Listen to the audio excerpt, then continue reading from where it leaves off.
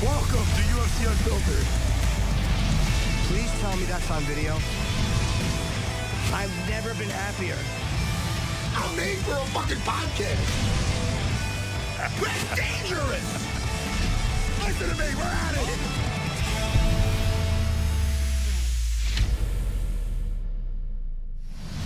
Welcome.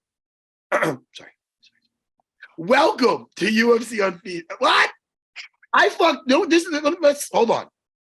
Welcome to UFC Unfiltered. That's what I tried to say a second ago, but I stuttered. You know why? Because I go, all right, you ready? And I didn't expect anything. And I started talking, and then I heard a, mm-hmm. And I'm like, wait, is that Wheezy Jefferson? No, it's my good friend, Phoenix Carnevale. And Phoenix. I am ready. Phoenix. Yes, sir. We have to catch up, man. We have to catch up. Me and you, we have not caught up in a long time. I just watched speaking on your it felt like a stand-up special. I see you up there, and it was something on mixed heritage. Is that right? Yes. What did I fuck that up? Did I fuck that up or no? No, you're 100% perfect. And I want to talk to you about that after. All right, after we talk to Caolán, his last name. Pronounce that for me. Loughran. Loughran. But I am not Irish, so I may be completely butchering it. That's my first question is going to be how to pronounce that. And then when I get him on here, he's in the waiting room. We're going to get him in now. And then I want to talk to you. I think you should be doing some stand-up comedy or something. You are good on stage. I was getting a little nervous for you when you're making your jokes about, being an adult. Well, I still read comics and wear Snoopy socks. And, you're saying some nice little one-liners in there. It didn't feel like I was watching like a history lesson or something, or learning something. I felt like I was like at a comedy show or something. It was nice. That is the nicest thing you've ever said to me. Oh, get out of here! No, I'm my ADD. I'm so glad you sent it to me because I would have forgot. Hey, now first, hey, what's up, Warrior? How do you say your name? Exactly. That's what I'm going to ask. That's my name is Matt Serra. That's Phoenix. I knew that's going to say. I knew this because everybody we says both have terrible New York accents. We have horrible accents. Yeah, and I'm saying Caolán. Is Caolán right? Not even close. All right. Ready? You tell me your name, please. So the way I've been describing it all week to even fucking Irish people, the food kale? Yeah. In. Kale. Yeah. Kale in. You get me? Keelan. Thank you. Keelan. That is easy. Now let's do your last name. Last name, Keelan. Go. Guess. Lochran. I Lochran. Like lock a door. Rin. Easy. Lochran. Yeah. Lock a door. Yeah. So what is it called again? Say it again. Keelan Lochran. Keelan Lochran. Okay, now I suck, Keelan. Just hey, Keelan. Call me Dawn. Keelan Lochran. Keelan Lochran. Hey, now the world is going to know your name. That's right. You are undefeated. Keelan, you are undefeated. Yeah. Now, when you are undefeated, it's one of the two things in the UFC. People are like, yo, this guy has not lost. He hasn't tasted defeat. Or has he fought enough of the right competition? Let's look. All eyes are going to be on you. Yeah. Are we ready? Are we fucking ready? I'm going to stay the show this weekend in Paris. Wait till my goal, and I think it's already done. I think it's absolutely going to happen, is to get the most boos of a debuting fighter in UFC history. And I'm pretty sure I'm on course to doing that because I've had fucking 2 death threats from Paris people in the last day. So I think I've ruffled a few feathers over here. But lad, see the thing. You what, sorry? I said, how'd you manage that? I just by Twitter. I don't know. I didn't even just by being myself. I think I said for the most part, French MMA is shite, and they just fucking. They get so easy, just fucking wind up. I don't know, but you said about the undefeated thing. That's cool, and it helps my brand and stuff like this. But I'm only undefeated as a professional. I mean, I'm undefeated in MMA, like an amateur. I do not buy into it at all. I know the importance of defeat in this sport, in the cage and in the gym. I know what you learn from it. So it sounds cool. Listen, Adesanya used to say the same, as he never bought into this because he lost in boxing, kickboxing, MMA. So it sounds good. Brings confidence that I've never lost as a professional, but I absolutely have lost, and I know the importance of it in this sport, you know. Let me ask you, Keelan, you've taken this fight on short notice, so I have to ask. Yeah. Were you on the couch eating fucking biscuits, or were you in the gym? No, well, I was on Say it this again? card. I've had a full training camp. It's just I was on this card at a full training camp. It's just my opponent. I took this fight with the opponent on Monday night. They just rejigged the whole card. Oh, my guy, shit. an absolute rip. Yeah, my guy's. I'm a nobody. I don't expect you to know yet. Don't worry. That's all right. Hey, so Keelan, you were on this card the whole time. Yeah. Shit, man. You got a camp in. You have a camp in. You're ready. Oh, I'm in phenomenal shape, lad. Don't worry about that. Anything different for this camp, knowing it's your UFC debut, or hey, man, if it ain't broke, don't fix it. If it ain't broke, don't fix it, lad. We've a elite level coach in Caolán Loughran over here in Team Caolán. We've had many UFC fighters recently: Tom Aspinall, Darren Till, Mike Grundy. I think a lot of guys get this UFC contract and then they go, fuck, I need to flood to America. I need to do this. I need to run up a mountain fucking this way, do something, just panic. Very experienced coaching staff, very experienced me in high pressure moments. So I just came off the back of a 5-5 Cage Warriors title fight where I fought a guy who'd wrestled internationally. So I've had, to be honest, 5-5 training camp was probably harder. So this is, if anything, it's a wee bit more tailored for 3-5 sprint and hit the original fucking shit bag style before he pulled out on Monday night. But that's really it. That's no real change, that no. It says a lot to me because knowing the way UFC sets up their fight cards, they're usually looking at the people who are opening the show to be somebody that's dynamic, to be somebody that's like interesting, that's going to get people engaged. So you're opening the show. I mean, what does that feel like? What does that mean to you? I bring eyeballs. I put bums in seats. I say over in America, nobody knows me yet, but anyone in the UK and Irish scene will have seen that through my Cage Wars run. I ruffle feathers, but I don't even try to. I don't try to be something I'm not. Like you see some guys come up now, like they're trying to be Conor McGregor, and all. It's just cringy. I just be myself, and I like that. Yeah. So you're not gonna say, Keelan, you're not gonna say you're not here to take part, you're here to take over. You're not gonna say that when you win. No, lad, that's just cringy as fuck. I'm me. Like I don't. I don't be out there now. But I do. I'm not afraid to say what I think. Do you know what I mean? To say if the French people are on edge at the minute, it looks like, to be honest. What do you think about Taylor Lapilus? Like, what do you think about this opponent? It is just coming out of nowhere. He is a southpaw. I mean, what's your assessment of the whole situation? Yeah, well, he's a veteran, and this sport, I said about lost, like that sport, like it's just a game. Experience, you can't pay for experience, and he has that over me. That's just the way it is. He has that over me. He's been in here. It's very weird to me that he was 3-1 in the UFC, lost the last fight, then got dropped. Came out of the UFC, beat Wilson Hayes, obviously a jiu-jitsu world champion, fought for the UFC title.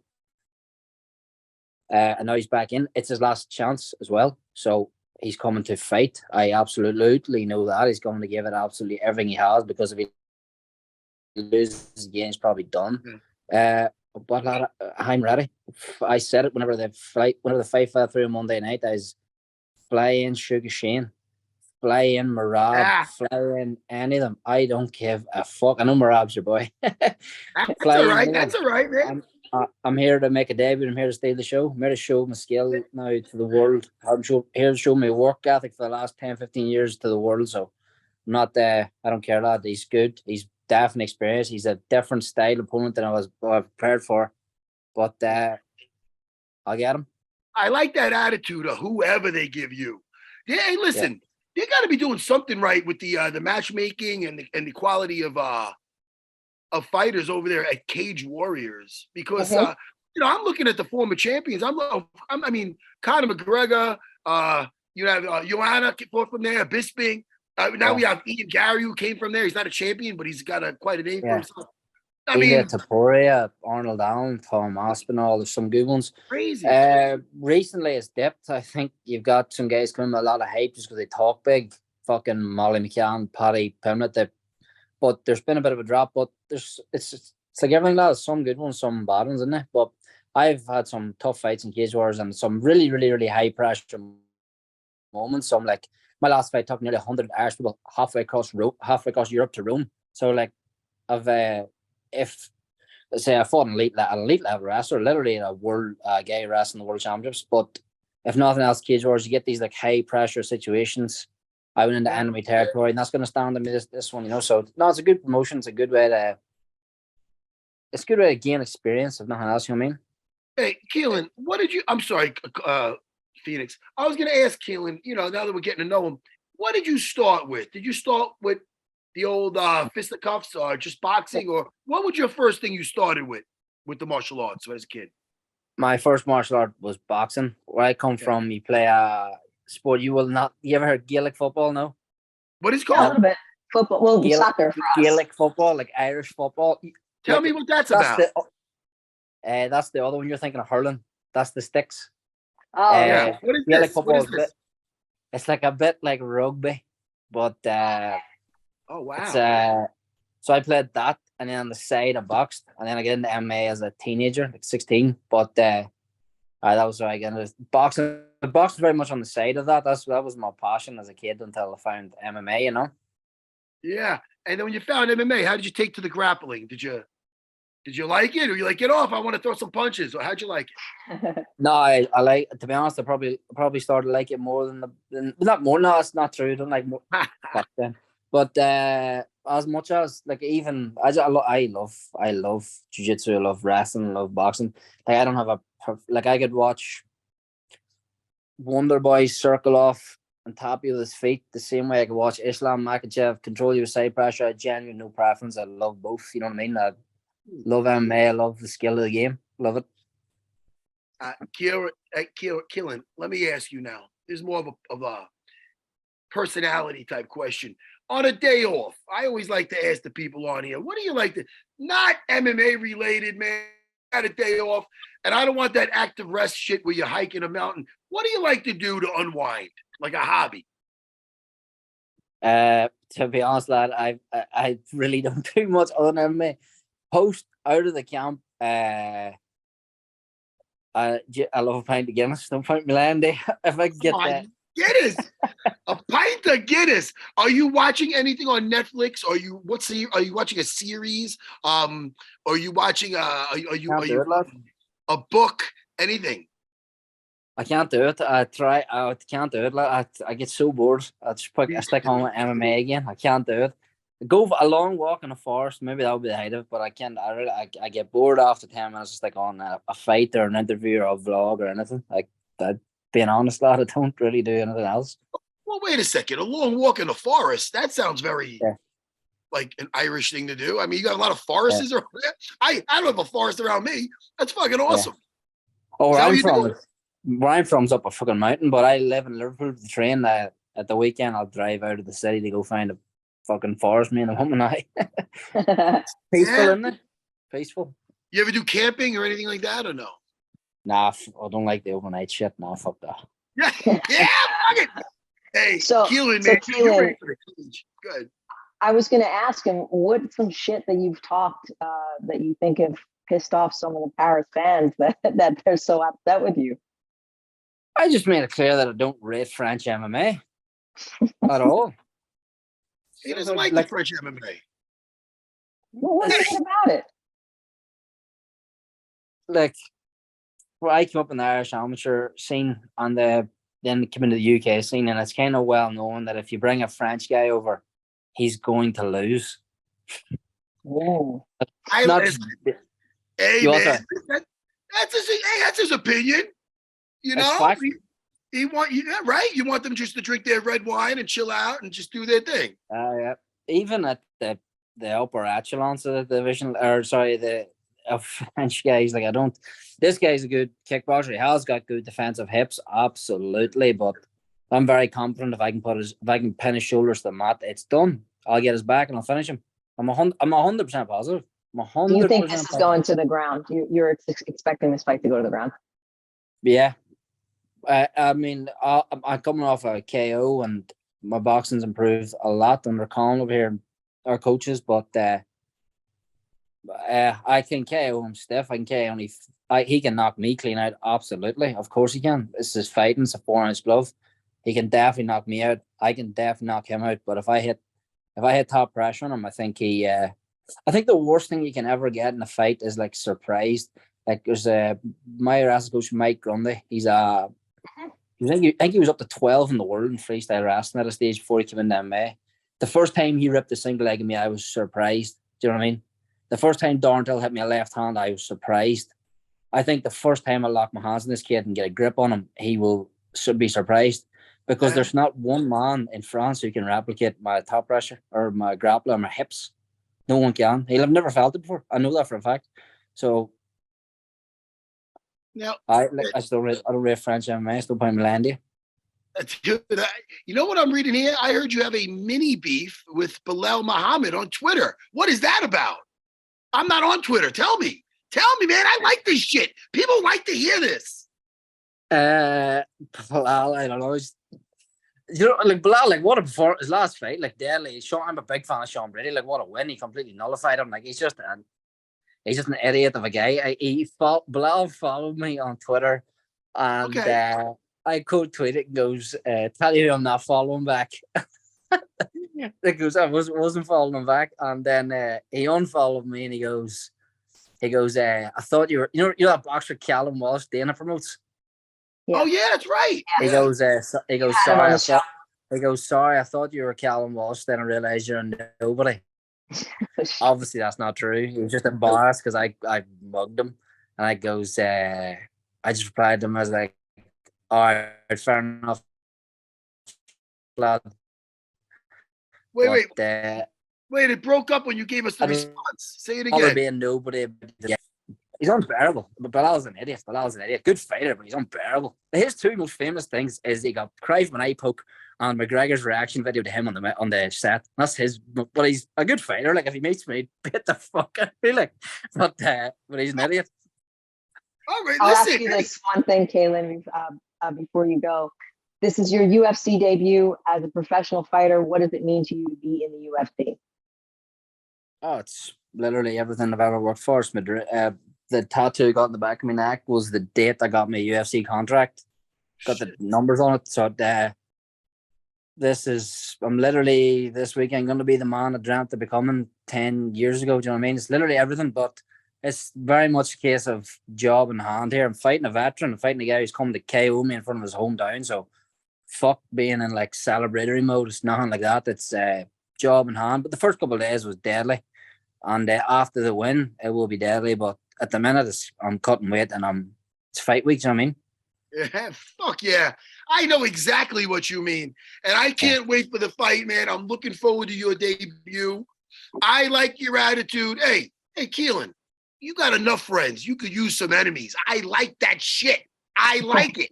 Hey, man, Keelan Lochran. Yeah. That's good. That's it. I'm not going to do better than that. I promise you. Hey, man. Hey, dude, listen. Hey, remember us when you're up in that top 5 and come back and visit us, all right? Anytime. Thank you very much for having me. All right, Keelan. Good luck, man, all right? Thank you very much. Good luck. Take care, buddy. Nice to meet you.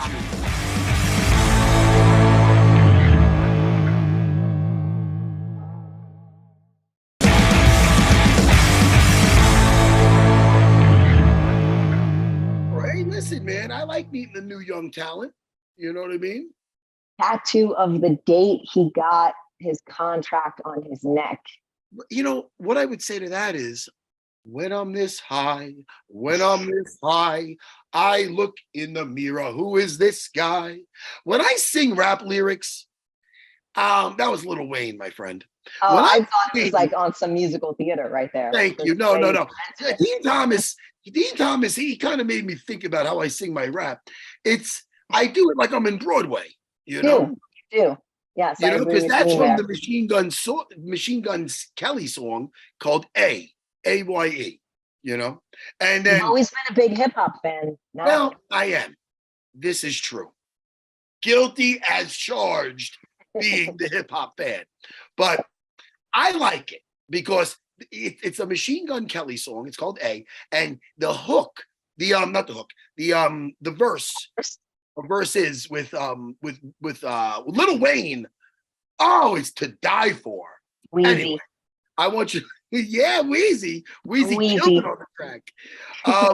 Listen, so that we're going to talk about the fight, and again, we have also a actor director, or just a director. Who's coming in? Actor, director, producer, former boxer, Louis, athlete. how do you pronounce his name, please? So I'm going to mess this up because all I see when I look at his last name is Mandylor, like the Mandalorian, and like the Me too. I think it is Mandylor. It is. It's fucking Mandylor. I'm not. Me and you are going to try to. Every time I'm going to be like, dude, what age did you remove your helmet? He's going to be like, what do you say? Exactly. I don't think this guy knows what he's dealing with. But listen, he might be a Mandalorian fan, but Mandylor. That's so fucking great. Mandylor. But that's not his real name. That's a stage name. Let's bring him in because I heard he did some boxing. He made the movie, not Mamma Mia. What am I thinking of? My Big Fat Greek Wedding. Yeah. He's an actor, best known playing. You know who he is? Let me tell you who he is. You'll know exactly what I'm talking about right away. Do you remember the episode of Friends where Joey has like a twin or like a double? Yes. That's Joey's double. Well, don't call him Joey's double because he's on now. Hello, Louis. I'll take Joey's double, man. No problem there. Hey, guys. Are you a UFC MMA fan or? Okay, let's start there. Yes. I tell my friends I consider myself one of the biggest fucking fans. I mean, up till recently, I didn't realize I was paying dual accounts. I was paying for the yearly and paying for the Fight Pass monthly. So I've invested. You're in. When did you start watching MMA? Man, from the first number one, like BC, Dana, I call it, and AD, Dana White, purchasing it from Gerard kicking the Samoan's teeth out of the fucking ring till today. Matt, I'm a big fan, and I wish we had enough time to really get into it. But yeah, I hope to share with you my knowledge and love for the sport and the whole organization. It's fucking unreal, man. Well, we'd love that. We'd love that because we've got fight cards to go over. We've got the future of things that are meant to happen. So, and being Australian, we could talk about Volkanovski and all the amazing fighters that come from where you're from. So there's a lot to cover here.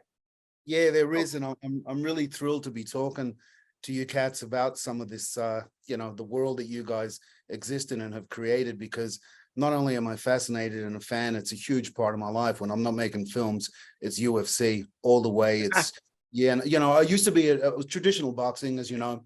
I started, I don't know if you know, I used to fight a little bit when I was younger, etc. So I was a big fan, always have been, but it used to be boxing, Then obviously the UFC came about and it's just wiped the floor with everything. No one can deny it. I've got a lot of associates that were like me, big diehard boxing fans. And come on, this whole UFC thing, from the podcasts to the evolution of the sport I don't know where we'd fucking be without it. I don't know what I'd be doing when I'm not making movies, man. I love the whole world. I'm a passionate. Funny, Louis.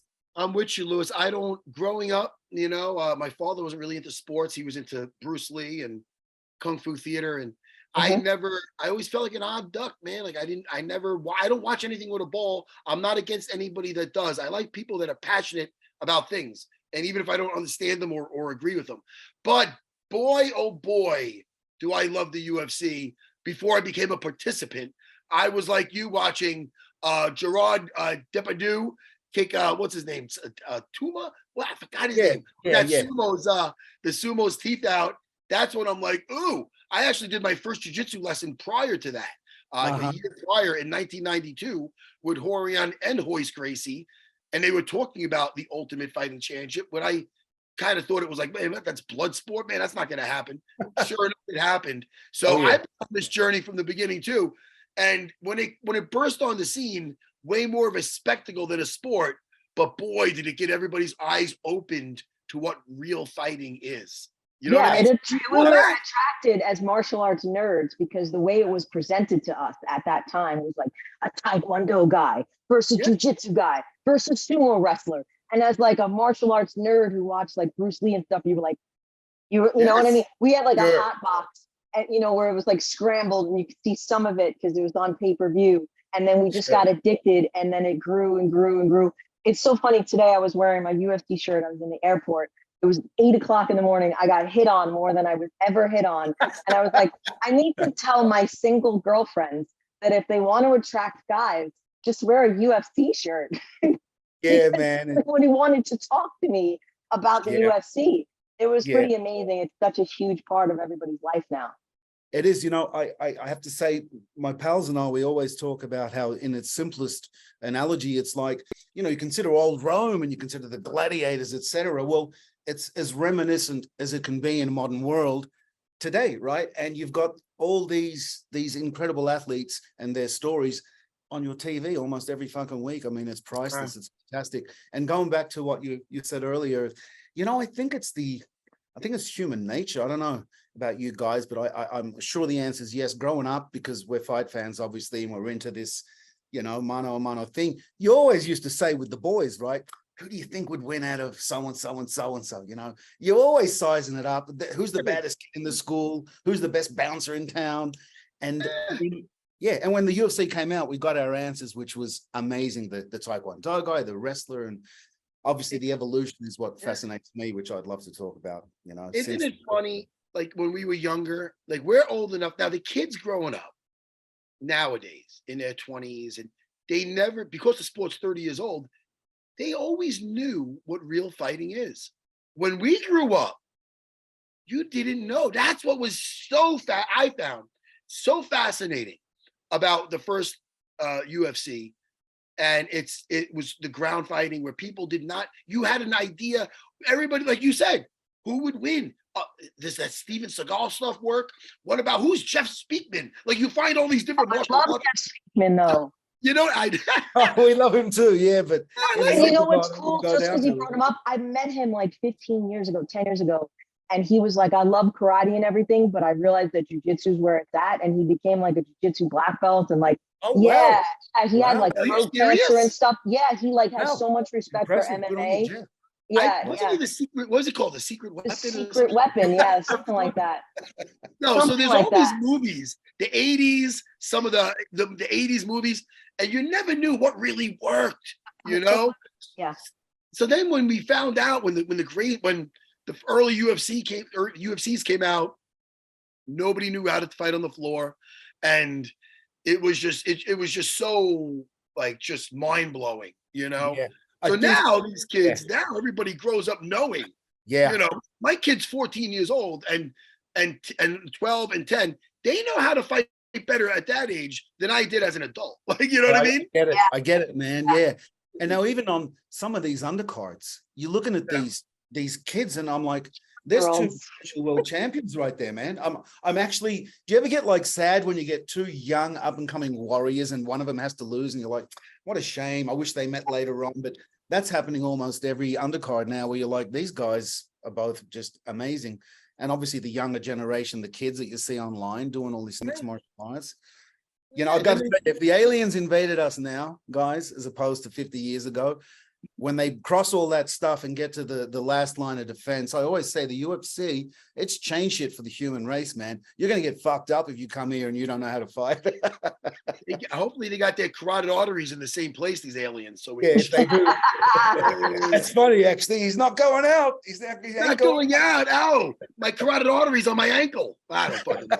But no, it is wild, man. It is. Do you still do boxing and whatnot to stay in shape or anything, or no? Man, I do. I've always maintained some form of training because I love it and I have to keep fit for my biz. But to be honest, the last 5-6 years, I've invested a lot of time into my company and I'm doing a lot of filmmaking. So I'm not in the greatest shape, but the irony is, I'm 50 plus now, but for some reason my industry is accepting me as kind of this, I'm doing a lot of action. I'm kicking some ass in my 50s.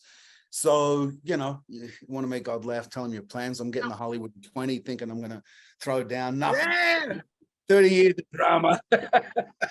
So I'm getting in shape, brother. Yeah, I'm back in the gym. Yeah, and I'm feeling really excited about it. It's been a while. Now, listen, looking ahead, Ciryl Gane is the main event versus Serghei Spivac. Do you know about these gentlemen or no? I do indeed. What are your thoughts take on that fight before I ask about Phoenix's? This, now look, Ciryl Gane, again, people give him a lot of crap after his fight with John Jones. But let me remind everybody that he fought John Jones. John Jones ain't your average. Everybody always moving up to heavyweight. Please don't bring up Phoenix. Don't embarrass me about me picking him to win the way he did versus Ciryl Gane, John Jones. I don't want to get embarrassed in front of Louis that I picked winning by submission in round 1. Anyway, my point is.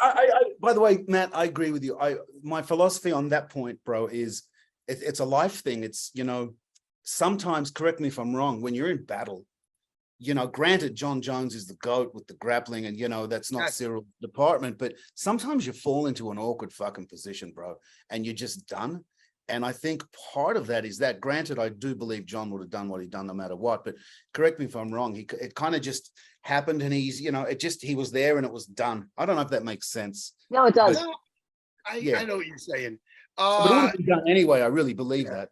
It happened so fast. Yeah. He showed the back and he took the back, if I remember correctly. I believe that game plan was to get it to the floor. And the second that was matched up, I remember, and they did a clip of it where they went back to it, because I go, make a note of this. I said round 1 submission because Ciryl Gane, he would have been the heavyweight champion of the world. It came down to the 5th round between him and Francis Ngannou, and he made the correction between the 4th and 5th round. He should be the champion because he went out there and he took him down. So how did he blow it? He laid down with a leg lock. Francis got on top, remained on top, and now he's the heavyweight champion, or what? Right, because he should have stayed with his basics to get out of that position, and he didn't. He would have stayed on top. Yeah. For the next 4 minutes, he's the champ. So he age-old Matt Serra position before submission. I am a big fan of that saying. I say but it's so true. It's like should stay in the forefront of your mind, especially in high pressure situations. Ciryl Gane accepts going to his back a lot because he's a big guy to probably get some submissions in the training room. The second I see that, I'm like, John Jones is a sick grappler. I know he's bigger than Dan Henderson, but he had a grappling match with him and then strangled him. I seen his grappling, and I think it's extremely underrated. He got DC down, and who gets DC down? So, I mean, true. I think style makes fights. But having said that, before that, Ciryl Gane, especially on the feet, man, he moves like a middleweight. Yeah, he's light. He's bouncy. You know, man, it brings us to the equation, right? Correct me if I'm wrong, because, you know, we go back to the Gerard kick, right? For example, the evolution to me in this sport's really cool because if you didn't know any jiu-jitsu, which no one kind of did except the grapplers in the beginning, you're fucked. You're done. It's over, right? It was proven. Then, correct me if I'm wrong, I'm going to bring up the Maurice Smith era. Maurice somehow got good enough to negate takedowns, right? And he ended up, wasn't he the UFC? He won the title. He won the UFC championship, didn't he? Maurice? Back in the day, I'm gonna say we should check that, but I think he knocked out Coleman. He knocked out a lot of people. Anyways, the point is that people were getting it. The evolution I find fascinating because then the punches that were real punches, real strikers, got good enough to negate the takedowns. And then there was an era, correct me if I'm wrong, where that was happening, where these cats were negating the takedowns. Then it got to the point you get the what's his name, Kismet, and these, you know, Magomedov and Magomedov, Khabib, and all them. That even the elite strikers who learn to negate just can't handle it. So I love this evolution, and I thought with Gane and Jones that I can't answer this question. Maybe you guys can. I'm not sure of Cyryl's grappling experience and how good he is, but I assumed it was good enough to do that. But obviously, you're against the man, and you know. This guy, the Polar Bear Spivac, has like incredible high level Sambo, you know, like Russian judo. His takedowns are clean, fast. He just transitions from one thing to the next in a scary, scary way. So Yeah. I don't know how quickly Gane's going to be able to catch up to someone as high level as that. He's working with people who can do that, but maybe he's saying, let me use my best attributes and learn my better defense, just like you're saying with, and start to use, look at how the narrative has changed. Because when we first were talking about Gane, we were like, oh my God, he moves like a 155er. He's got the best striking of this division. And, and now we're like nervous biting our nails for him because he's lost the last 2 out of 3, both off of like submissions and being dominated on the ground. And only an idiot doesn't work on that with this type of narrative. So who knows? Yeah. If he beats Serghei, then we'll start talking about him again. Like, all right, Yeah. can't deal with a grappling, heavy, a grappling opponent, a guy who's heavy in the grappling. He could deal with that. So he has to show. He has to show that he's able to deal with that because he's not going to be just handed kickboxes. So I'm excited. I'm excited to see what's going to come about with this. And no, he's a big, strong man, and he can fight. And when is that, by the way? That one? Saturday. Oh, okay. It is this Saturday. Yep. And it's early because it's in France, so I think it's like in the afternoon, which I like because I'm old. Now, how do you pronounce this? We got Manon. How do you pronounce that last name? Firot? Oh, you're talking about the French girl versus Rose Namajunas? Yes, the main event. Now, the French girl is 5-0 in the UFC, 10-1 overall, and she's fighting a pro champion. She's fighting Thug Rose. So, so this is something to watch for this co-main. You know what I mean? Narrative here is interesting because this is Rose going up from 115 to 125. And these are 2 girls that have excellent striking. And the French girl is very aggressive and has knockout power. Rose is saying like she's walking around at 135, she's gained muscle. And that last Carla Esparza fight, she admits was really boring. But she says the first time she really, really had a hard time cutting weight. Like she had the bags underneath her eyes. She looked sunken in. So she probably felt like it was time. Sometimes fighters do much better when they go up, Sure. But it's also, you don't know what your opponent cuts down to. You don't know how much bigger they really are. So what, I don't know. We'll see. It's a whole puzzle, that weight thing, man. It's a whole, it's a little game in itself. It's a whole little fight within itself, isn't it? Yeah. And finding weight. Yeah. Think about how much harder it is for all of us to lose weight as we've gotten older, right? Like as you get older, it just sucks more and more. It's harder. Yes. It's harder and harder. Hey, I'm on TRT. I'm pissing dirty, Phoenix. So part of my French. Hey, I don't know if you know about that TRT, Louis, but I don't know, but tell me, please. It sounds good. I get testosterone. I don't do it in a back alley. I go to a place with doctors, Restoration Men's Health. I get a shot in my hiney. They check my levels. So you get some testosterone. I'm 49. Man, I feel strong. I taught the 7 a.m. this morning. I'm on the mat strangling my 20-year-olds. I love it. I don't recommend it for you, Phoenix, because it gets you a little hairy. So I don't think you.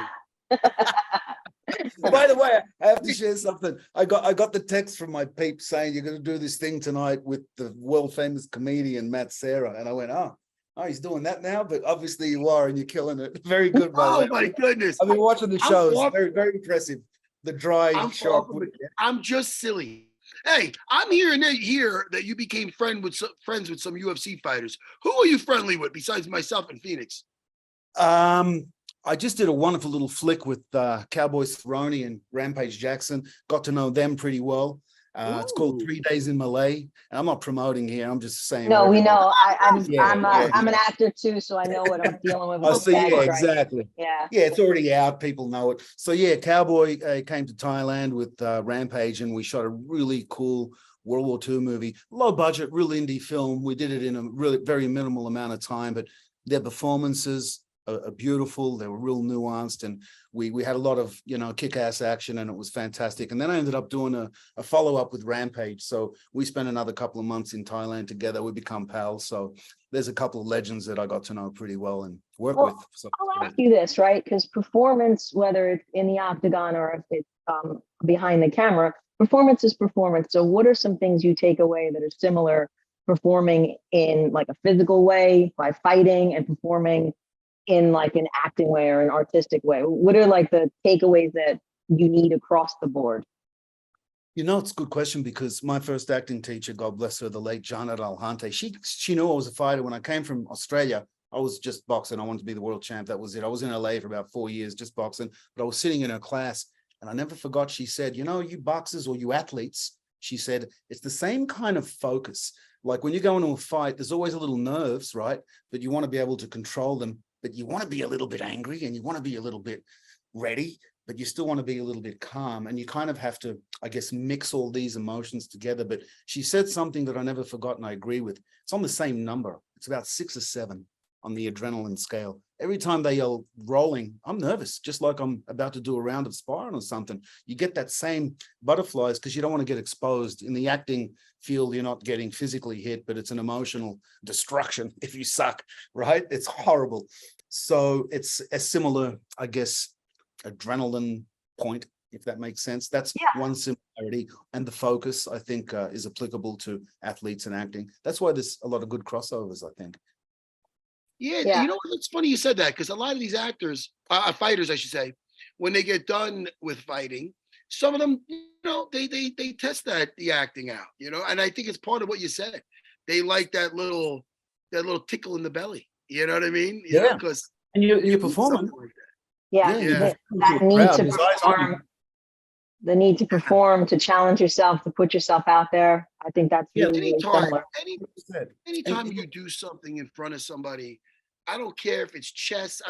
For instance, and I was going to tell you about this too, Phoenix, my 14-year-old, my Angelina, right? She's been doing dance since she's 3 years old, and she's doing some jujitsu. Just literally recently, a few months ago, she walked away from dance. Me and my wife were like, listen, are you sure? And she's like, I want to pursue the martial arts. I enjoy this. I'm making the decision.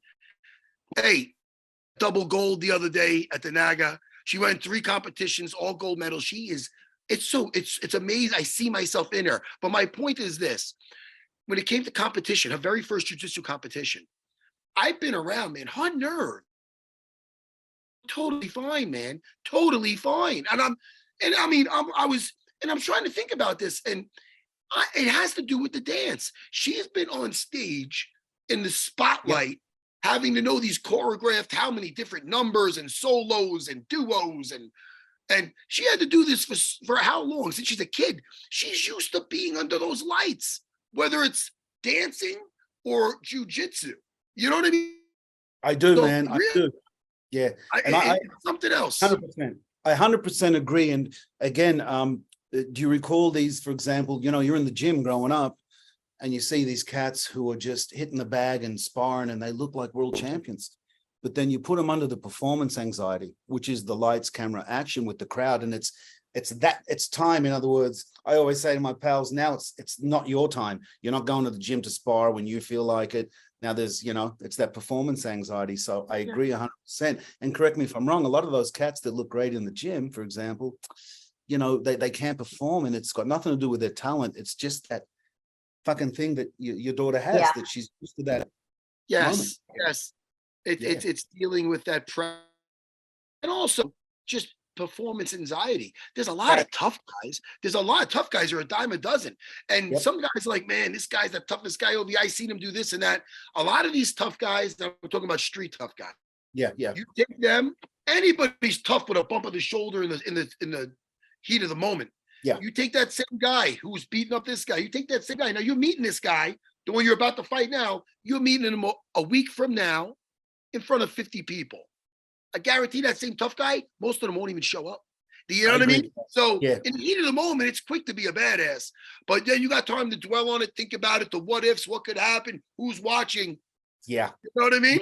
And I think, that's a big decider in a lot of fights, isn't it, man? I mean, it really is because it's just experience. Pressure. Yeah, it's pressure.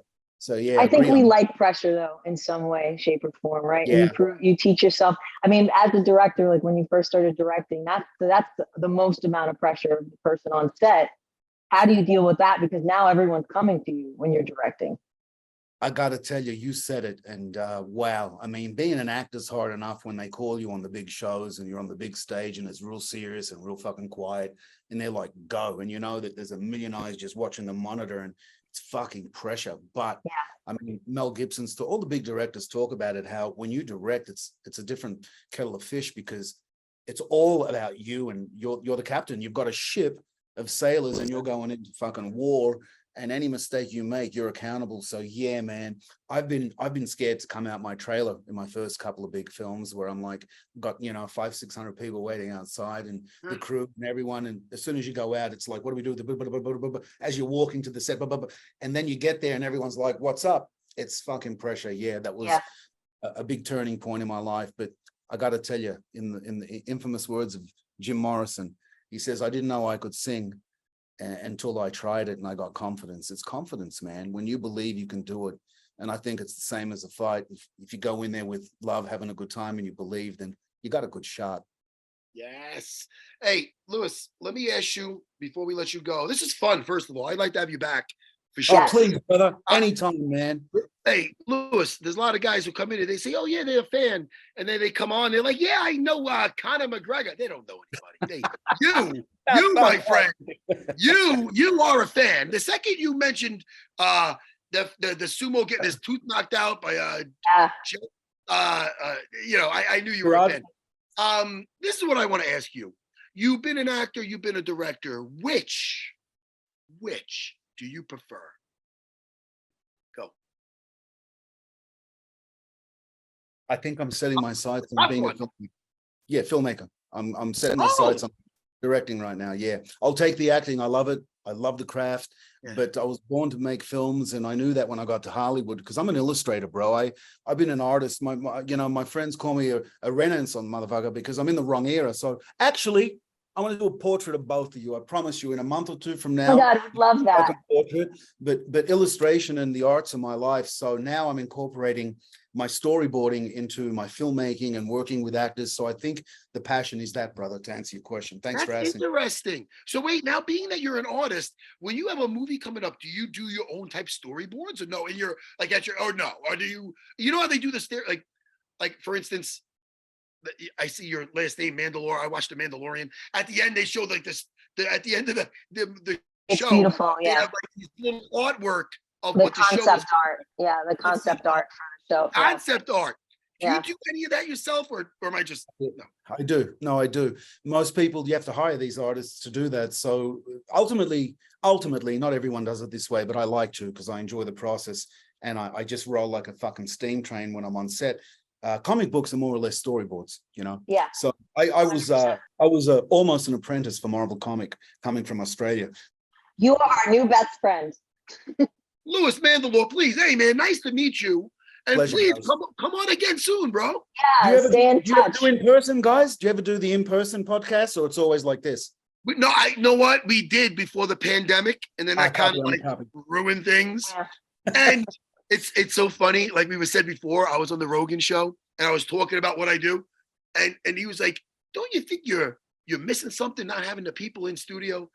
I go, dude, don't rock the fucking boat. I go, right now I'm at my house. I pull up a green screen. This morning, I was at my school teaching my arm locks and my Kimuras. So I like that I don't got to go to the city, but I do eventually want to do an in-the-house thing again. You know, right I do miss hanging out, Phoenix. You know? I miss it too. Are you in New York or are you in LA? Where are you, Louis? Oh, me? Right now I'm in a hotel room in Bulgaria. And tomorrow, I'm in a hotel room. I'm flying to Thailand tomorrow. That's why it worked out tonight, because I know we've been trying to do this. So I live in LA, primarily. I split my time with Europe. And where are you guys at? Both East Coast, yeah? Yeah. She's in Manhattan. She's in New York, and I'm in Long Island, New York. You know, and Louis, if you're ever out there, I have Serra BJJ. That's my jiu-jitsu academy. I know you got the fisticuffs. I will give you, I don't know if you had a jiu-jitsu lesson before, but I will give you another one. You will be strangling me. I'm not threatening you. But if you're ever around this area, please come on in. I swear on my name, I will take you up on that, even if it's just to say hello. But I want to come and get choked out by you at least once, Matt Serra. Louis Mandylor, thank you so much. Come on again. Phoenix. We'll talk again soon. Phoenix, a Yes. pleasure. Matt, a pleasure. Thanks for having me, guys. I had a really good time. I just friended you on, I just requested you on Instagram. So let's definitely Fantastic. stay in touch. Stalker. Just Please. kidding. I'm going to do that too. I'm going to be a stalker. Please do that, man. Pleasure, ladies and gentlemen, and thanks for having me again. I had a really good time. Thank you, Louis. Thank All you. of that.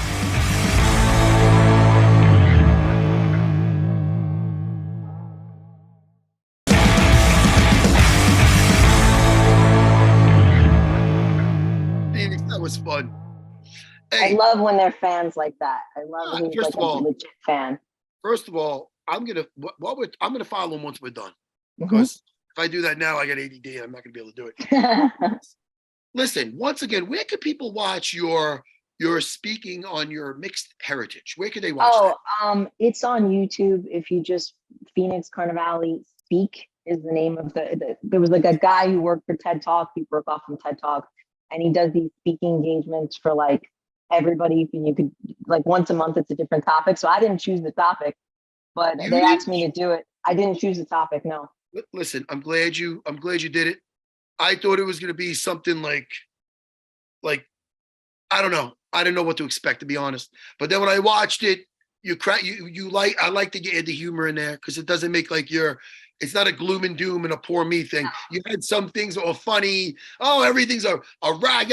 The stereotype. They're making references to J-Lo, and you're funny. No, you did some really good stuff in there. I liked it a lot. And it made me think that I think you should try. I know you've done acting before, but hey, man, do you ever think about I did stand up 20 years ago. I did stand up right out of high school. 20 years ago. Yeah. Were you 5? Stop. Well, like 15 years ago. I did it Okay. right out of high school, and it was going pretty well. And then I got a fitness job, and I was working and getting up at 6 a.m, so I stopped doing it. And and then I wanted acting and stuff like that. But I've always loved it. I just like kind of chickened out after a while because I know people like Jim Norton and people who are so good that I was like, but the speech was great, and it was such a great experience. And I'm so glad you watched it and you enjoyed it. And I'm half Puerto Rican, half Italian, and so it's always weird, that mix. Like nobody knows what the hell I am. Nice mix, though. It's a good mix. I like it. Yeah, I like it. Hey, listen, there was a mix of different. I was trying to segue into. There's a mix of different fighters last night. Worst segue ever. Really quick on the Dana White Contender Series, they can't all be out of the park. Listen, some guys, 3 guys got the contract. These other 2 guys, they. It's not that they did bad. Like Marco Tulio, I felt bad for because, he won, but Right. he's still young and he's gonna have his chance again. He's a young kid. But they didn't think he was quite, Dan didn't think he was quite ready enough. And the same goes for Timothy. Yes, that's the one. That kid. Yeah. He's a young kid. He's 24, and he said he think time's on his side. You know what I mean? But it's good that he got a win. But again, Oki, who said he felt like a Zulu warrior, he looked the part. That was excellent. Round 1 knockout, beautiful. Yeah. Fast and furious. Peterson, first of all, it is a key lock. Thank you, Jake the producer. Thank you, Jake the Ginger. This I don't like when they announced that it was done by Kimura. Thank goodness, I didn't just hear about what happened and then tried to wing this and play and didn't actually watch it. Because I watched it and I'm like, oh, this Thomas Peterson. I heard he won by Kimura. Somebody messaged me too and they go, oh, big guy's doing Kimuras. I go, oh. But then I watched it, and I'm like, break it down for people, right? Basically, what's the big difference between the Kimura and the key lock? Yeah, I know because you taught me. You taught me a key lock. Whenever you're going for a shoulder lock, okay, if the palm is up, like I'm waving. Key lock.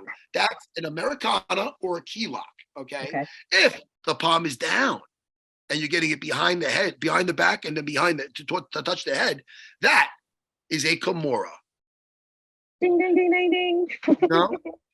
No, that like simple breakdown. I think everybody will remember that forever. Well, I mean, there's a lot of times that if they ever get confused, I just say it nice and simple. I'd say Phoenix. I just Kimura, man. I put his arm behind his back. I held it there until he tapped. Phoenix. Anyway, listen, I sing these songs to help me remember. I don't know. Phoenix, we have fun. We gotta go really quick. I'm enjoying the Ahsoka series. I'm enjoying it. Now, let me tell you, you can tell me your thoughts after. I don't know if you've seen it. Are you up to date on it? I only watched the first episode. I'm going to watch the other two tonight. Now, listen, I know we are somewhat of adults, but have you ever seen, and I know George, if anybody wants to make fun of me, George St. Pierre watches it too. Did you ever see Rebels? It's a cartoon. I saw half of Rebels. This is what I recommend. This is what I recommend for people that want to watch Ahsoka, but they go, I can't watch a kid's cartoon for 20 hours. This is what I'll tell you to do. Go to YouTube and you put in 10 minutes, Rebels in 10 minutes or something like that. Yeah. So it sums up the whole story in 10 minutes. And it does a pretty good job of it. So then what in this show, Ahsoka, with the great Rosario Dawson. Rosario Dawson. It's basically a direct continuation of this cartoon. And all these and some of these, and I say cartoon, it is a cartoon, it's animated, but there's some of those episodes that were a little dark. Yeah, people get killed, and so I like it. It's not all just Wookiees and you know what the problem with Rebels, which is why I tuned out of it too, is that the animation is very kiddie. The stories are not, but the animation is very blocky Disney. Yeah, like that's the problem. Yeah, it's a little bit like that. But watch that 10 minutes. It leads into it. I'm enjoying the series. I like it. There's 3 episodes. You know, hey man, I know everybody's into women power and all that. I got daughters. It's great. But hey, dude, you can throw in some kick-ass dudes once in a while too, guys. Calm the fuck down, please. No, I get exactly what you're saying. I get exactly what you're saying. Because it's like, you know what I mean? You don't want to just, and then it seems to shit on anybody that's, you know. Right. Anyway, Phoenix, what else? Tell me. I just want to hear your thoughts on Indiana Jones, and then I will let you go. Now, this is my thoughts on it. I did not see it. Okay. You know why I didn't see it? I heard it was so fucking bad, but I don't know. How did you like it? I think I'm biased because it's like if you haven't seen an old friend in a really long time and you're just excited to hang out with them, but you're at a restaurant where the food sucks. Yeah. This is what I got you. This is what I want to ask you. Because with Indiana Jones, I loved Indiana Jones. I loved the first one. Garbage. I love the second one. When I seen the third one as a kid, I wasn't crazy about that night at the end. I thought it was a little hokey, but it is still a good movie. It's a good movie. Yeah. The third one. I believe it should have ended as a trilogy. I thought it was great. Same. When they did the fourth one, I thought it was trash. A combination between shit and whatever's worse than shit. Yeah, shit and vomit. I did not like it.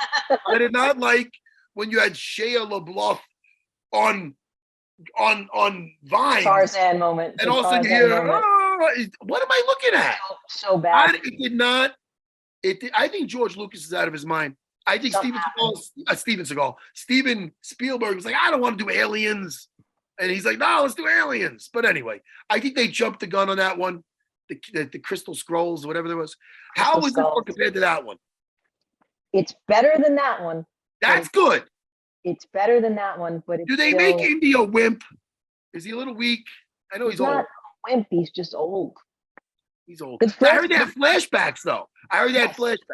This is what I'll tell you. The first 30 minutes, I was like, he's back. And I was like super happy. And then the story it goes all over. And then there's moments of the story you're like, you don't need to be here, and you should just stop and just leave me with Indy. That's all I want. Yeah. But that's what I'm saying. There's moments of it that you're like, this is great. And then there's moments of it where you're like, like the appetizers were awesome, but the main course was not good. Well, this show was sure filling.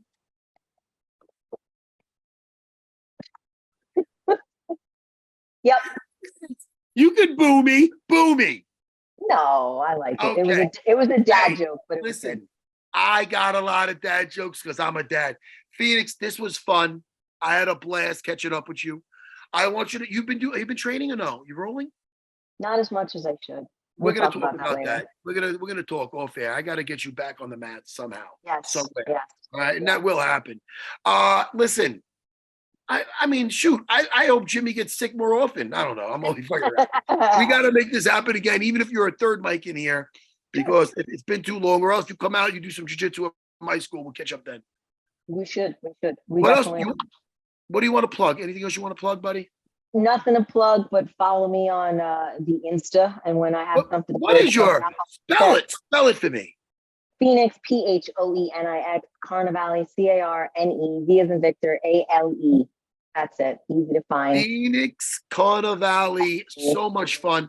I'll probably talk to you later. Thank you for stepping up and jumping in on here. I had so much fun, and we'll talk more.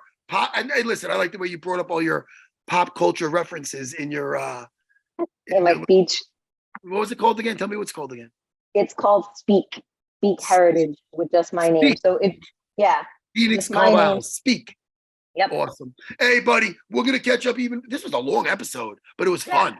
Yeah. Hey, we're gonna catch up even more soon. Okay, buddy. Thank you so much. Goodbye, Phoenix. Later. Goodbye, everyone. Bye, everybody.